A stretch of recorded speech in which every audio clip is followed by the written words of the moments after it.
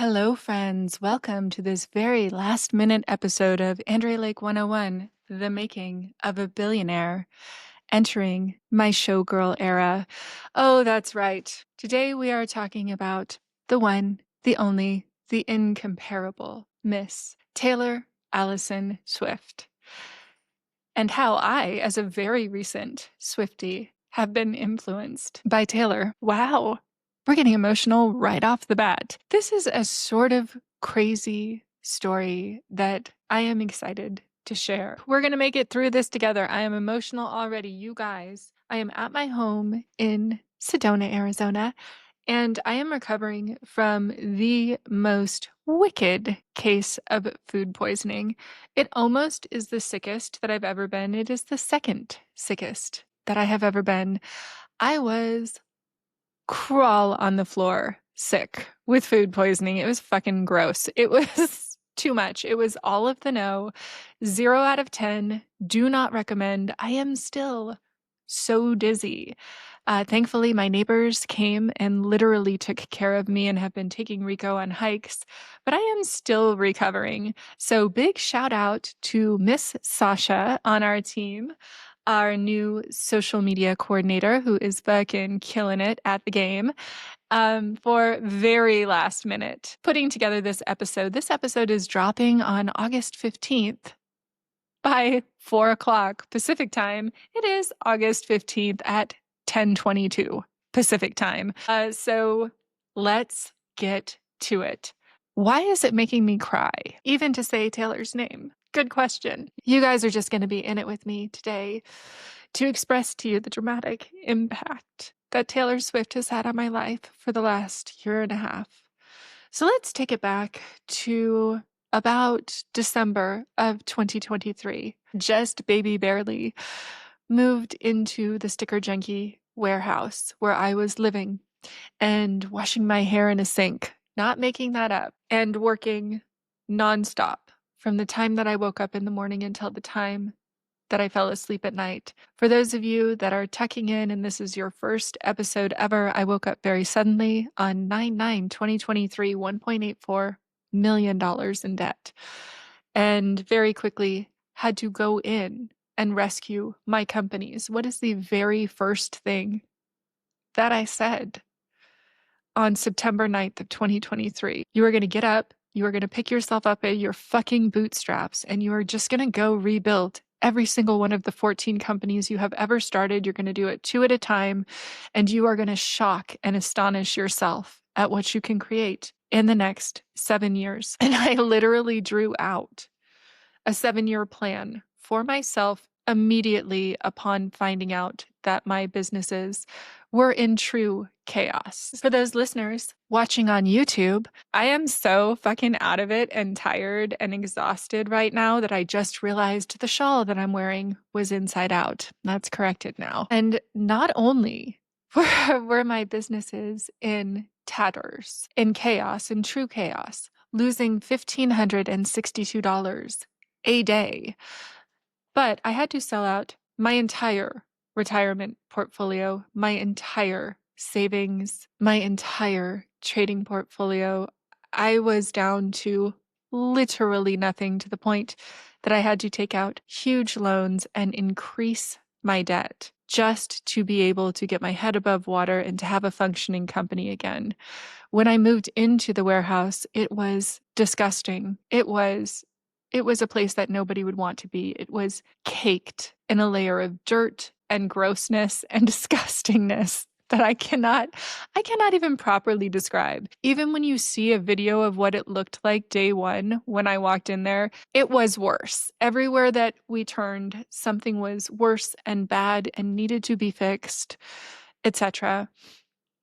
And I said on that first day, as I was writing out my 7-year plan, oh, it's like my own Eras tour. Thinking of Taylor Swift, of how like this extraordinary, amazing chick is going back and fucking re-recording music that she wrote as a child, as a teenager. And all of a sudden, I'm in this position where I'm like literally going back and rebuilding all 14 of my companies because I had never sold the intellectual property to any of my companies. So despite from the outside appearing, I mean, like nothing, honestly, because I was so private.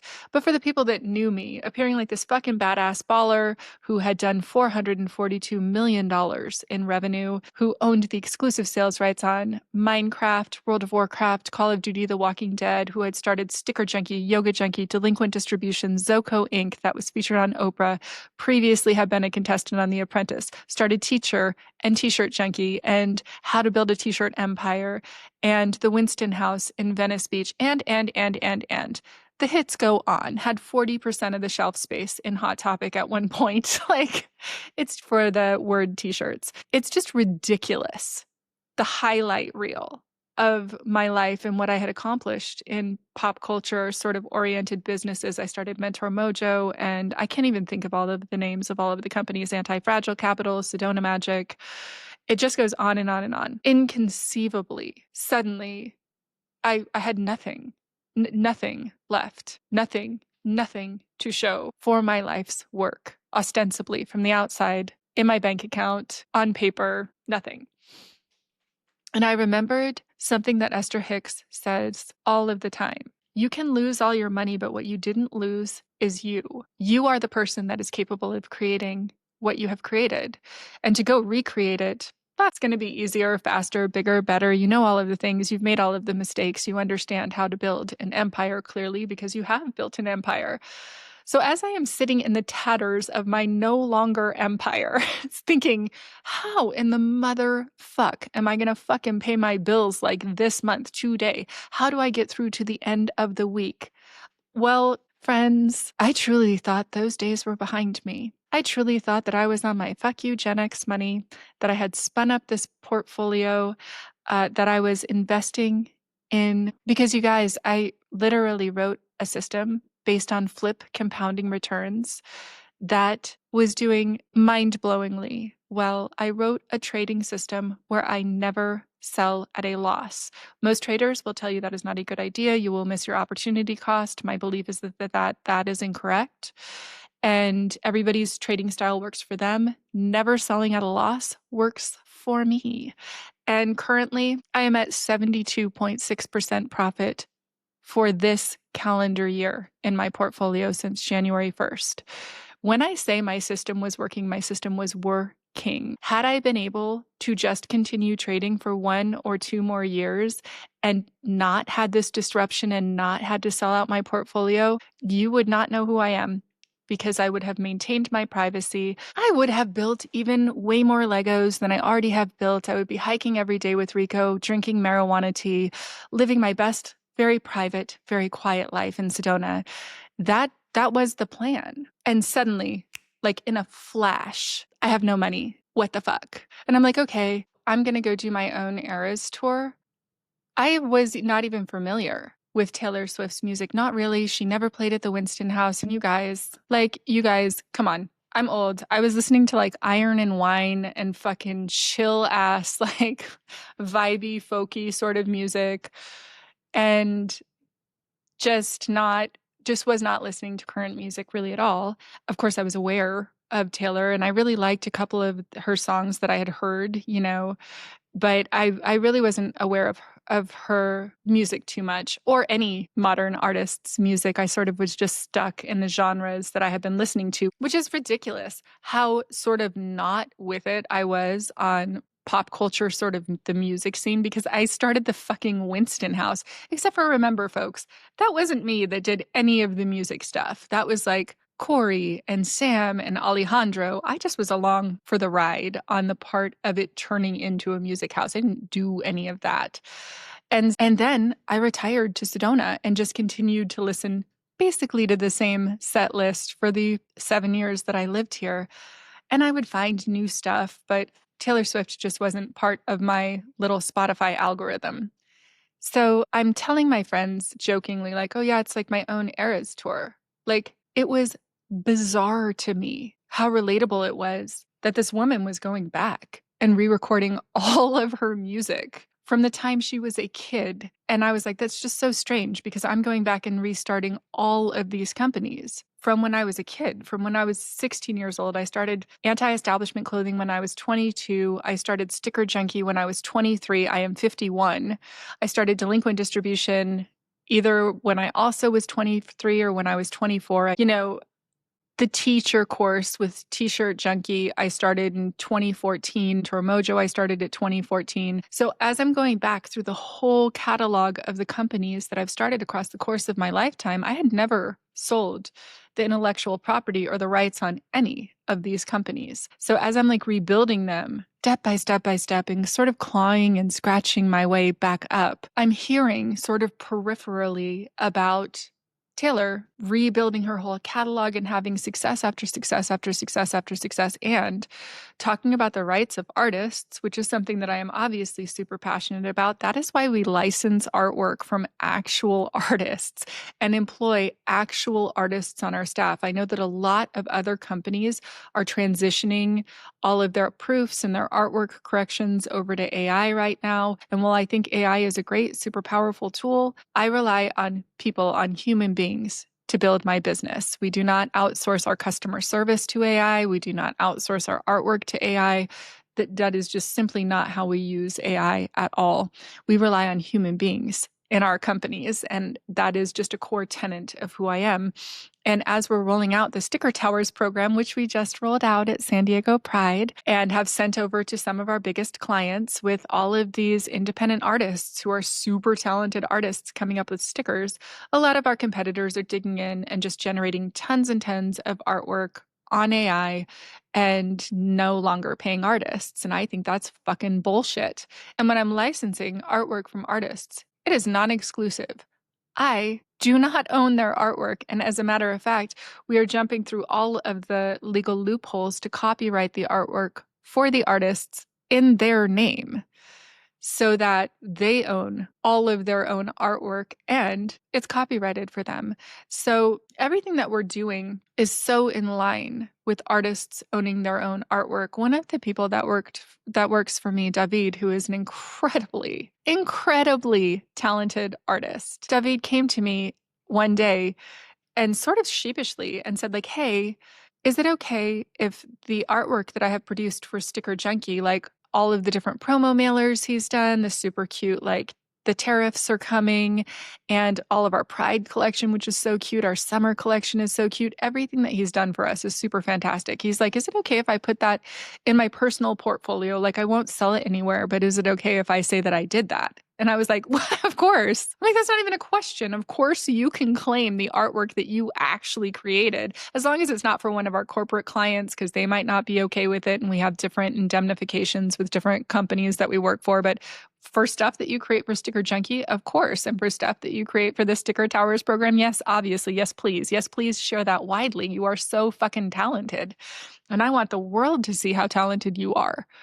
And he goes, oh, and I go, why even is that a question? And he goes, oh, the people that I used to work for, they would not allow me to show my own artwork. Like, if I created it for that company, I couldn't even put it in my portfolio. And I was like, wow, the world really has to change for artists. That's cray cray. And so anyhow, as I'm hearing about her a little bit more and her ethos and the way that she's conducting herself in business and in life, I'm like, she sounds great, but still didn't know very much about her. And I move into the Sticker Junkie warehouse and I'm doing all of my rebuilding. And all of a sudden, Taylor Swift is named Time Person of the Year. And I was like, what? That's weird. Because I hadn't really been following. And I did think it was weird. I thought it was really cool because I knew she had this really cool tour, because the Eras tour was not getting the type of like widespread mainstream attention to the point that it had reached me, a person who is really not on social media that much, doesn't receive that much content. So that was my first understanding of like, whoa, this is amazing. And I felt really drawn to read the article. And when I read that article, I was like, holy fucking shit. This chick is the coolest chick I have ever heard of in my life. Are you fucking kidding me? Let's go. And the different parallels between our lives on a very different scale. I mean, she is a global megastar. But when I became this much famous on The Apprentice and was brutally, viciously, brutally attacked and like had a stalker and people were coming up to me like they knew me and people felt very fucking free expressing their opinion about me to me, knowing literally zero about me. And also, I was getting all kinds of requests for money, and it was making me super fucking uncomfortable for all kinds of reasons. Number one, don't do that. Number two, like when a business owner can be making $10 million a year in revenue and still be dealing with cash flow issues if they are scaling their business.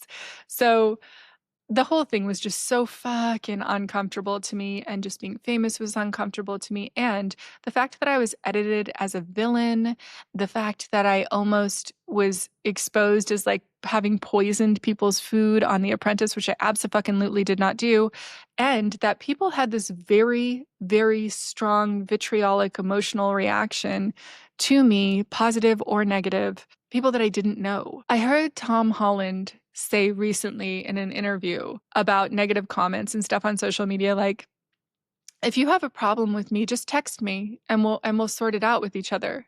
And if you have a problem with me and you do not have my cell phone number, then it probably is not worth my attention, the fact that you have a problem with me. And I was like, oh, I really like that. Taylor Swift said that this week in an interview, like so gracefully, where she was like, oh, I look at it this way. My energy is really expensive, and you haven't put the capital into deserving my energy. And like, you're going to get upset because somebody calls you mid one day. Like, are you serious? And of course, I have gotten vicious comments on my social media since I've been back on social media. Not very many of them, but I'm like, cool, cool. This is always what I think. I go, cool, cool. Talk to me if you are doing better than me. And I'm like, cool, cool. You get to have whatever opinion that you want from me from in front of your keyboard, just banging it out, because I don't fucking care. Even right now, when I'm reading the comments, if somebody leaves me a nasty comment, sometimes I mute them. Mostly I just leave them alone. It depends on what kind of day I'm having. But I know for sure when someone leaves a shitty, angry comment about something, or a diminishing comment. There's been a lot of comments, especially when I talk about trading or compounding returns, where people always start it this way. The people that start it this way virtually are always men. Oh, well, you're just doing such and such. Oh, that's just such and such. And I'm like, first of all, you don't know what the fuck I'm doing because you haven't seen my trading system that took me 3 years to write. So to leave some trite, shitty little fucking like it's not that special comment, cool. You get to think that all day long. Let me know if you have exceeded 72.6% profit in 8 months. Then perhaps I would be very curious to talk to you about trading. But if you have not exceeded my trading record, I don't really fucking give a shit. And anybody who has exceeded my trading record, I would love to talk to them and hear about what their trading style is and share tips. But there's just this diminishment of like, oh, you're not doing. I had a bunch of people be like, well, you're just not doing it right. And I'm like, okay, asshole, it's in your mom's basement. Good to know.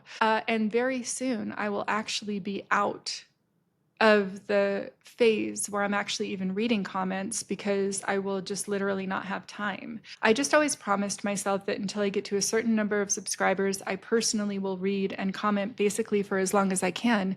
But now that we're closing, that's right, kids, we're coming to the point where we're closing the TV show. I knew that I had to get really comfortable with the public. And when I was public before, the public wasn't the public. It wasn't a big thing. Social media was just barely baby starting. People had to try to get a hold of me. But somehow like my phone number got out on the internet. And so I would get unrequested feedback on what people thought of me. And then of course they were writing things on the internet, etc.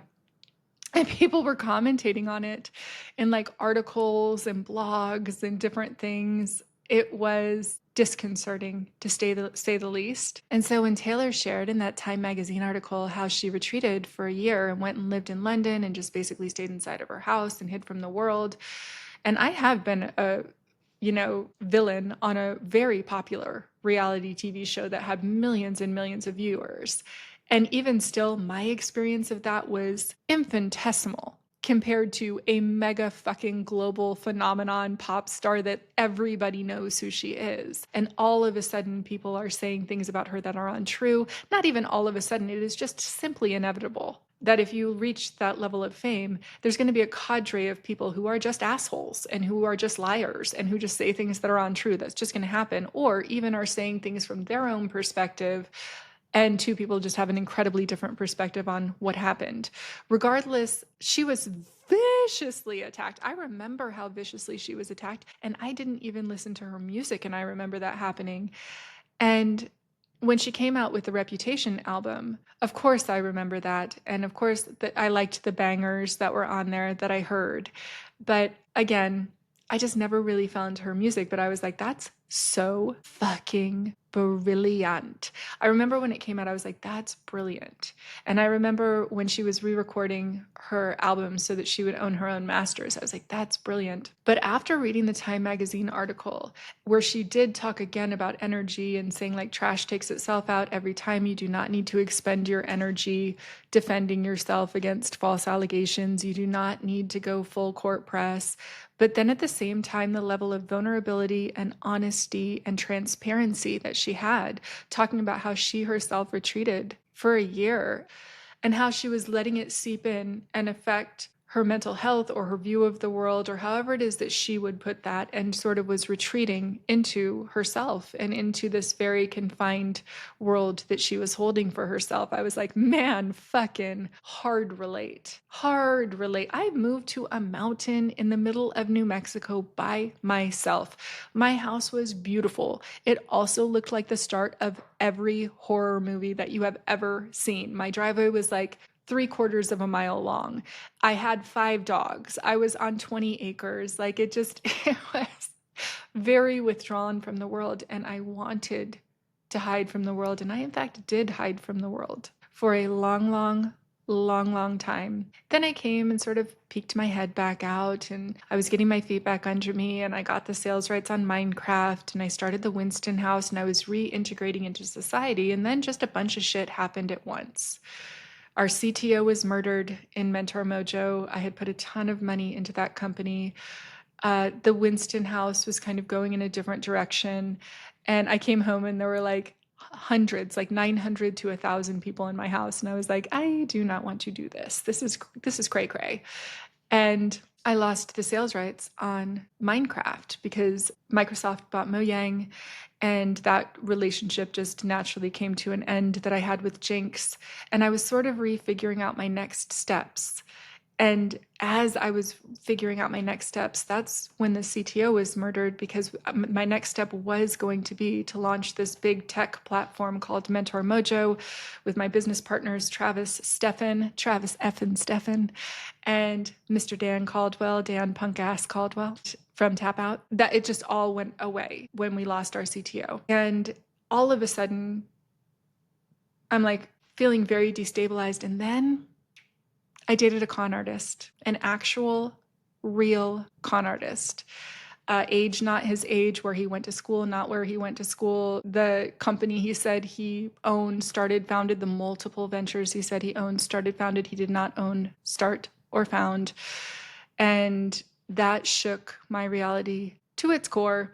And I very swiftly had him removed from all of the very high-end business groups that I was in, which is how I met him. And then he very suddenly, very quickly moved on to his next victim. I was like the 4th woman within the community that he had victimized.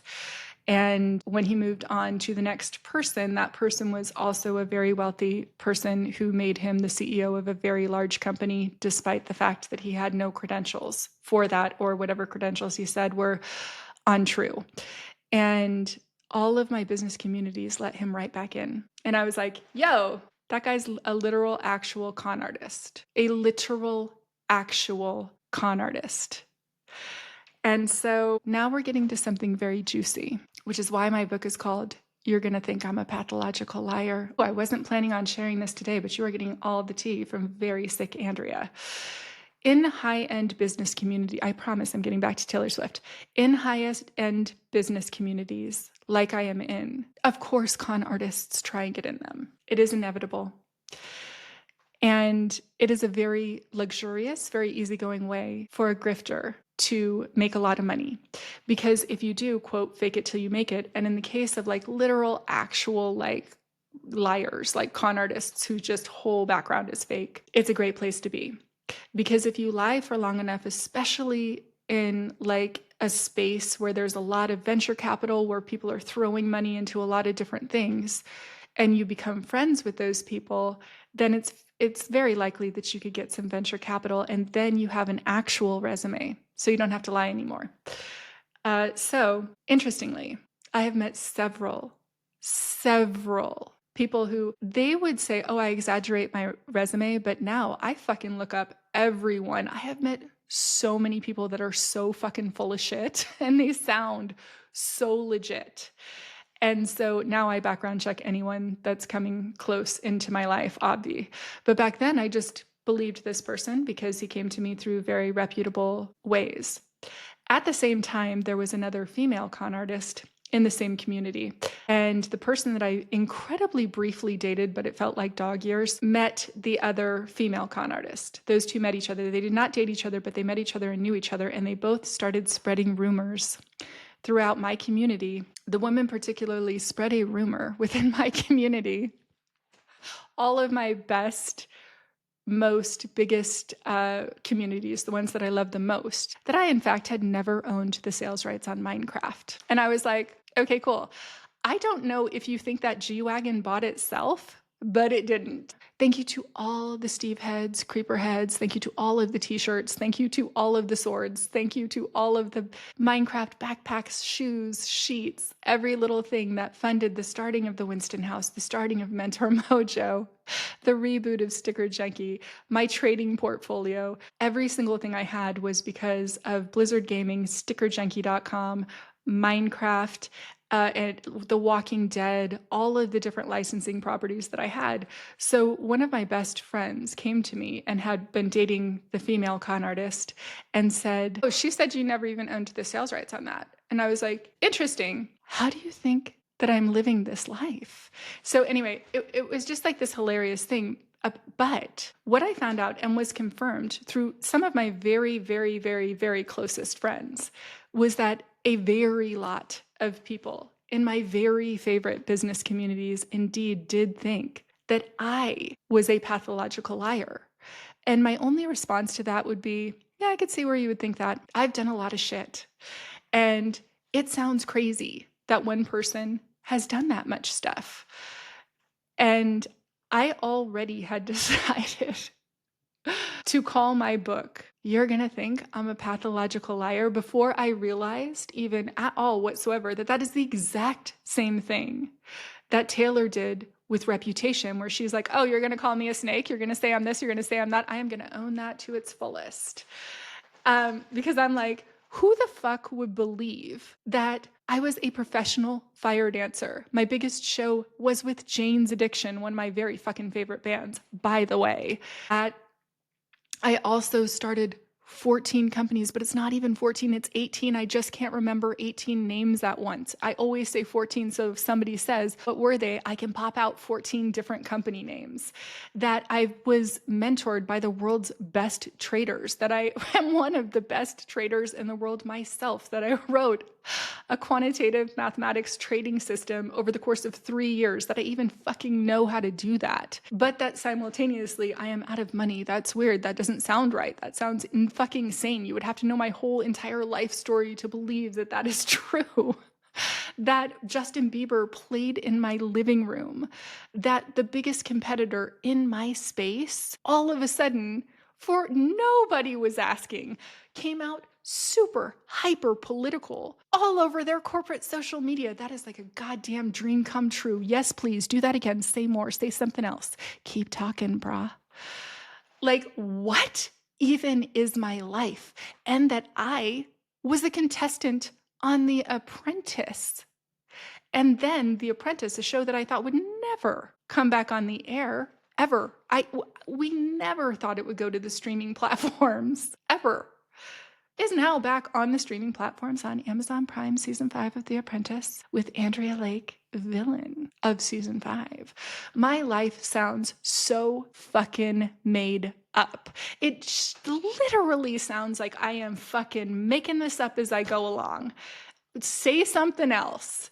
Do you know? It just sounds crazy. Or like, I love Esther Hicks, and I'm one of the most people who's been most in the hot seat of anyone ever. I've been in the hot seat like 27 times. Only people that listen to Esther Hicks will understand what that means. But every part of what I say sounds like some made up story. So when these people started spreading these rumors in the communities about me, I never corrected anyone's misassumption of me. It actually cost me. It cost me a fellowship, the Edmund Hillary Fellowship. I found out later that it reached the ears of some people within the decision making over there, and they thought that I was making things up. And I'm just like, oh fuck, that sucks, because I was so private that nobody knew all of the different things I was doing. Brian, our chief operations officer, was employee number 1 and worked his way up to the director of operations for the company that owned the licensing rights on Minecraft, World of Warcraft, Call of Duty, Walking Dead. He is my business partner in Sticker Junkie now and can very easily verify that I, in fact, did own the sales rights on Minecraft, as can the fabulous life that I was afforded through the commissions that I made in that company. But it always was funny to me that people believed those lies.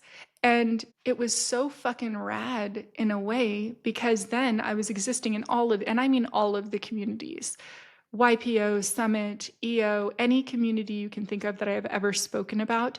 These rumors were flowing around, and it's kind of all of the same people in all of those same communities. And I never defended myself, nor this is the first time I've ever spoken about it ever, nor will I defend myself, because I think it is so fucking funny.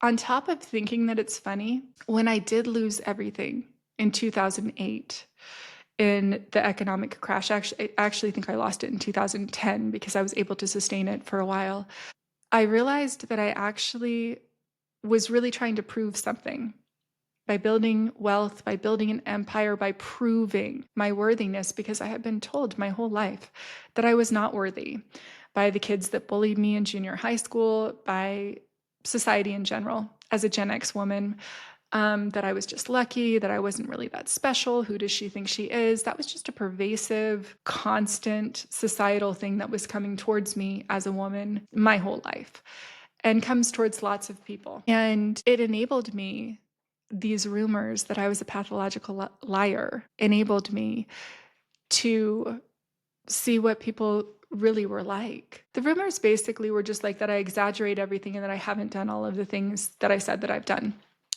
And it enabled me to see people as they actually are. Because when I would go to these events, I would see the people that were looking for someone in the room that was more important to talk to than me. I would just see people's response to me when they didn't think that there was anything to gain by knowing me. And then I would see the people that were my true friends. And it was a very easy, very, very clear differentiator. It annoyed me at first, for sure, but then I just thought that it was funny. Now I think it's really fucking funny, as I'm like looking down the barrel of the second year in a row of 500% growth, and then next year we'll do 500% growth again, and then the year after that we'll do 500% growth again, until we have made $1 billion in revenue as through the companies that I'm rebuilding, while I am simultaneously spinning up a portfolio that should parallel that. Now, nobody needs that much money. We've thoroughly canvassed that. So let's get back to because there's all kinds of reasons that I will make that kind of money. But if you listen to the podcast, then you already know what those are. So let's get back to Taylor Swift. So me having gone through like this little mini reputation disruption or attacks on me as a person, me as a human, as well as my reputation and etc. And then seeing somebody go through that on a truly, actually global scale, and hearing her say that it only took her down for a year, during which she wrote one of the most brilliant fucking banger, pivotal, like intensely good albums. I was like, girl, you have got no excuse. You have got to look towards Miss Taylor to help you out of this. You need to take on that kind of attitude. And then Tortured Poets Department dropped, and I was in love. with her music. Now, mostly I am most familiar and resonate the most with her most current music personally, just in the same way that it wouldn't be as interesting for me to go back and reread my own diaries from when I was in my early 20s, mid 20s, late 20s. It's way more interesting to see the things that I am doing currently because it's the sum value of who I am and the life experience that I've had. And so I love her most recent music the most because she's created that out of every single one of these life experiences that she's lived.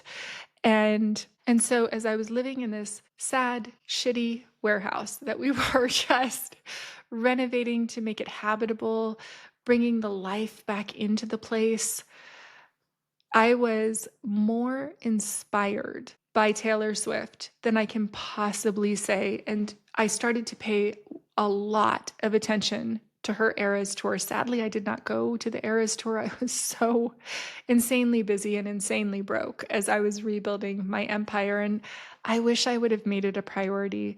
If she does do a residency in Vegas, you bet your fucking bottom dollar I am going to go see it. Faux show. And when she came out with the announcement, The Life of a Showgirl, I was like, number one, cannot wait for the music and to see what she does with it. Just the creative magic and energy that she does with the visuals, with the stage display, with the choreography, with every part of it, with the music videos, with every part of it. She's just insanely creative and mega talented. And as someone who loves to create physical products, who loves to create visually beautiful businesses, who loves to just pour my passion and energy into whatever project that I'm working on, I confess, as I have been rebuilding these companies, the last year has been a slog. It has been lackluster. It has been incredible and intense and amazing, except for all of my time and energy and focus has been poured towards whatever needs to happen next in order to enable the next 500% increase. And now, finally, I think it was 2 weeks ago. No, it was a week ago. I talked to my team at Sticker Junkie and said, hey, look, I get it. All of the foundation laying is finished. And from now on, period, I am going back and forth between a week of sales, a week of content, a week of sales, a week of content, a week of sales, a week of content, until we have 500x our sales. And as we ratchet our sales up, like we can't go get exponential sales because we have a physical product that we're creating from scratch, an actual custom product.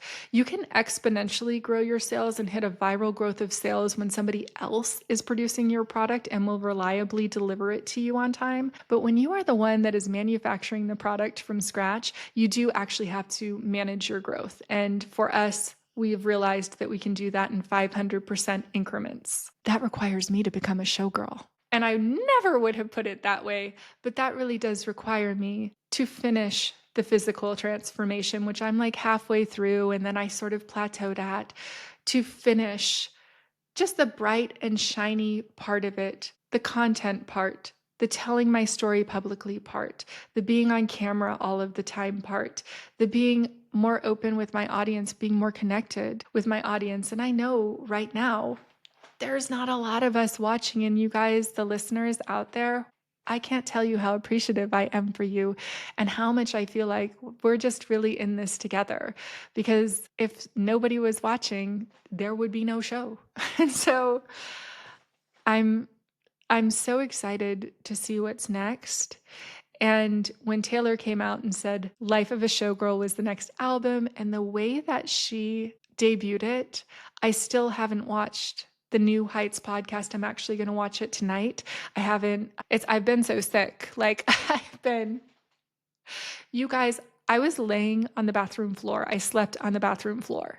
It is the first time in my life that I have called someone to physically come be with me when I'm sick because I was afraid. I was so sick that I was afraid for my life. I was like, am I going to have a stroke right now? Am I going to have a seizure? Am I going to die? I have never felt scared like that. I have never Never. I really guess I never have been this sick because when I was super sick with food poisoning before, it lasted for 5 days when I was in my early 30s, and I was never afraid for my life.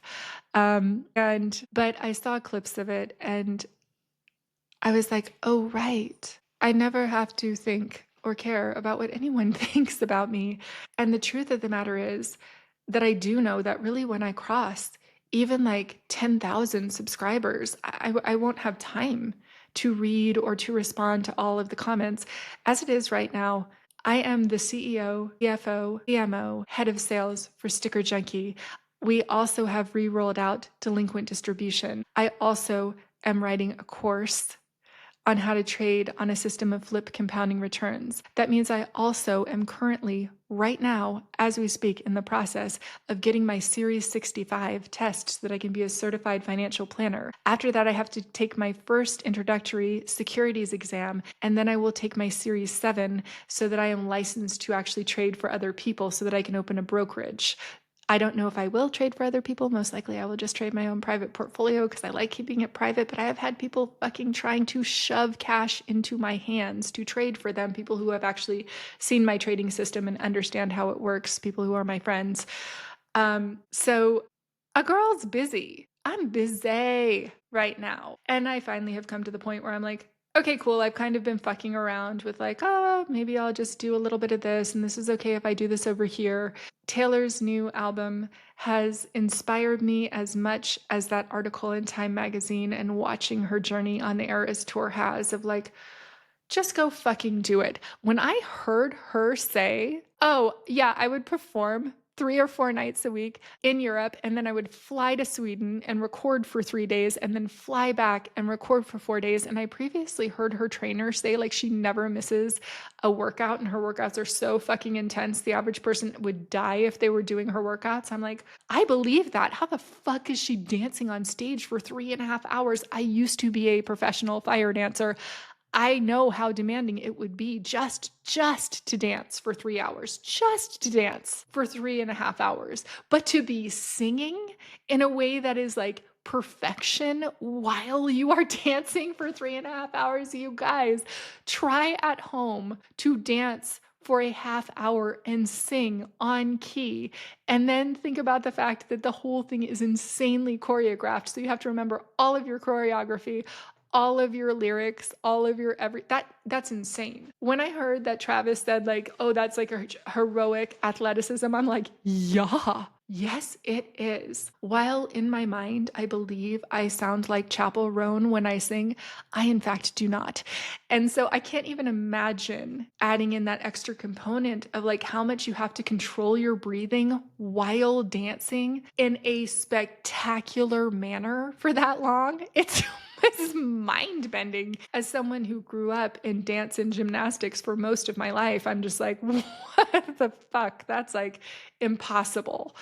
Um, and then on her off days, instead of just only recovering, she's flying to another country to record her next album, which simultaneously she's writing. Now, I'm a slogan writer, and I have said before, slogan writers and songwriters, it just is the same skill set. Period. Any songwriter could learn to go and be like the best slogan writer. Any slogan writer who is at a professional level that I've accomplished in slogan writing could go be a professional songwriter. In fact, I have written 2 songs, one of which I sang for my friend Kai Fleming, who is in the Country Music Hall of Fame, who in fact has written with Taylor Swift and a bunch of other huge stars. I sang her my song the day after I wrote that song.